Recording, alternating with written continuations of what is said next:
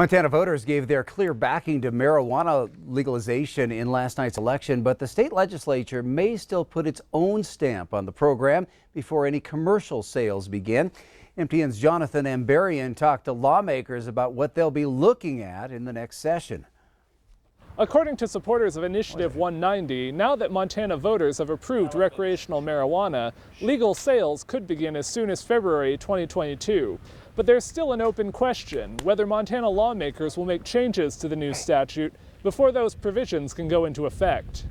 As the results came in Tuesday night, I-190 consistently led by a substantial margin, including narrow leads in Republican-leaning counties like Ravalli and Flathead. Some in the Montana legislature have already indicated they're interested in taking a look at marijuana laws during next year's session. Last month, State Representative Derek Skees, a Republican from Kalispell, requested a bill that would repeal I-190. But he told MTN after seeing the wide support for 190, he's not interested in moving forward with it. Pretty much the will of the people, man, and I work for them, and so...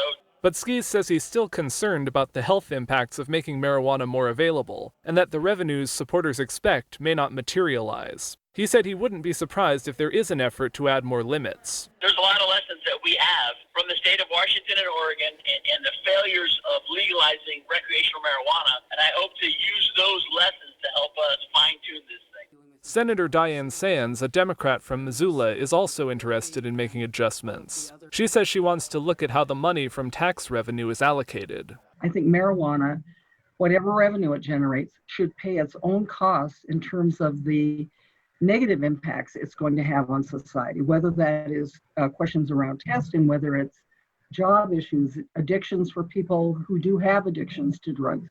This is a drug. It does have consequences.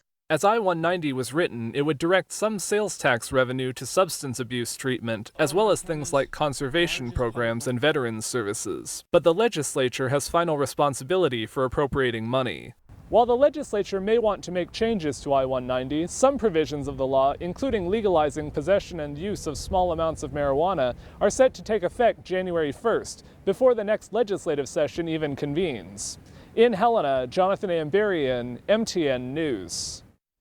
Pepper Peterson with New Approach Montana, the group that sponsored I-190, said in a statement, I-190 is a carefully crafted policy that has been vetted and approved by voters.